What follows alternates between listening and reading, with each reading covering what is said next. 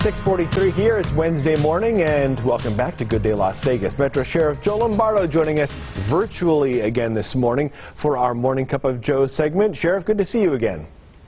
Good morning, John. How are you? I'm very well. Hopefully you're doing well as well. Let's get right to business here. Metro closed a lot of facilities, some facilities I should say, because of the pandemic we're all dealing with right now. Some of the substations, slowly they're reopening. What's being done there and around the department to keep everyone safe? Yeah, you're correct, and we closed some facilities, more importantly, Fingerprint Records Bureau, and then the front offices at the substation. But subsequently, as we moved forward and there's lightning by the governor to open businesses, we've come along with that progression. And I think it's important for us to continue to provide that public safety and that information to the public. And by that matter, or by that ability, we reopened the station to put some preventive protocols in place to ensure that we have the social distancing and all the requirements moving forward. So it's been a little cumbersome, but I think it was important for us to open sooner than later to provide those services to the public. And it's the same services we provided before, such as crime reports, convicted person registration. All the things that you experienced previously are continuing now. One of the benefits of it, though, it helped us build our online reporting capacity. We had a small capacity prior to COVID. During COVID, we were able to build upon that, and the improvements have been exponential. And it gives the people the opportunity to do that without having to get in their car, come down here, stand in line, and everything else associated with it, especially with the summer heat coming on board. A lot of positives and during a crisis sometimes, small positives, so we have to look at that from that point of view. Yeah, well, Sheriff, changes like you're talking about seem like that could play a factor down the road and be something that the department does moving forward in the future. There have been some other changes. We've profiled some of the job cuts and some of the movement of some of the staffing around the department. How much of that is going to stick around for the future, in particular some of the jobs and the positions that were taken away? Well, the first part of that is how do we address a pandemic going forward? One of the things we noticed during this crisis was the lack of supplies, personal protection equipment, that kind of stuff. It was very short-lived. The timeline associated with the depletion of that was very short. So now our intent is to have a 6-month inventory of everything that will be required, such as masks and gloves and sanitation materials moving forward. So, and during any crisis, when the budget is affected, we have to evaluate what's essential and non-essential, similar to what we did with businesses during the pandemic within the police department. And they may continue in perpetuity those cuts. And one of the examples you gave was the mounted police. I made the decision, obviously it's a hard decision to take away any resource we thought was valuable in previous years, but there are some of the low-hanging fruit that we have to identify in order to have the police department run successfully into the future. Everybody's feeling the pain.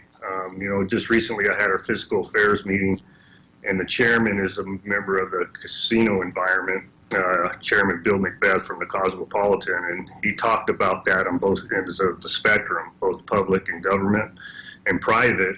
Everybody has to feel the pain. We're not exempt from that. But we also provide an essential service that we determined right from the beginning of the pandemic, where every one of my employees is coming to work on a daily basis. We don't have anybody working from home because we don't have the ability to do that. So the necessity of that, and so continuing that in the future, we're going to have to look at ways to make cuts in my existing budget because the funds aren't there. Everybody's experiencing that lack of revenue sources, especially sales tax revenues. And that's the predominant number of what we are provided with is sales tax. And that's probably the biggest thing that's going to be hit during this pandemic crisis moving forward. So yeah, you hit it, Mounted Patrol. We're condensing some different bureaus within the organization. I put a hiring freeze in place. So we may not be running academies, police academies into 2021. other than attrition. Hopefully it'll be some attrition academies, but that's how we're solving it in the short term. The long term, it's a lot deeper discussions. Well, just a quick follow-up if possible. Is there an impact on public safety by having these adjustments to the budget, adjustments to planning for the future in terms of staffing? No, right now it's just efficiencies. As far as you feeling a concern on the street or at your house or your place of work or your daily activity, no, you will not notice that. Where it will become a public safety concern is the officer per thousand ratio. So our ideal ratio is 2 officers per thousand permanent residents.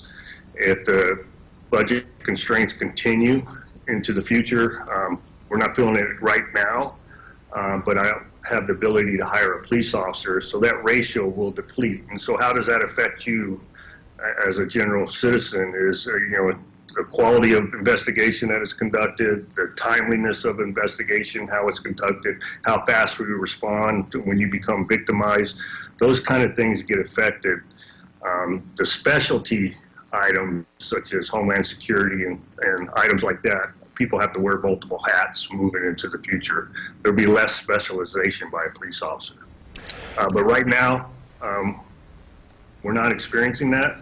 And it's my job as an elected official and head of the police department to consider those things moving forward. Well, Sheriff, we've got a little bit of time left here. We should talk about Law Enforcement Memorial Week. This copy's better, by the way. And then ours? Wow, a cheap shot, Sheriff. That's unfair. Next time you're getting water.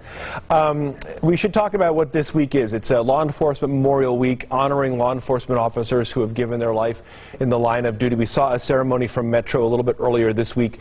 Can you just talk about what this means for you as a member of the law enforcement community?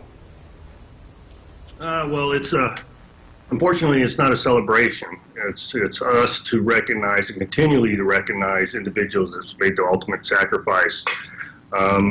This year, Sergeant Jenkins from NHP made the ultimate sacrifice, and it was disheartening, and it was also concerning that we weren't able to properly, or what we've traditionally done in recognition of an individual that's passed away during the year. So we usually have a ceremony up at Carson City early in May, and then later in May we do a ceremony here in Southern Nevada at the Police Memorial Park. And I see on your screen here you're showing a little vignette video. So the public isn't able to attend. The local police departments aren't able to attend en masse like they usually do and do the whole ceremonial recognition.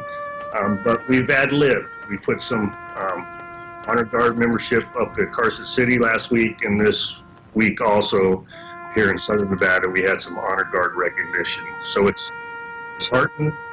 I think it's important that we did do a modicum of recognition to recognize these individuals. Certainly. Well, Sheriff, we do what we can in the trying times to be sure and honor those who have lost their lives.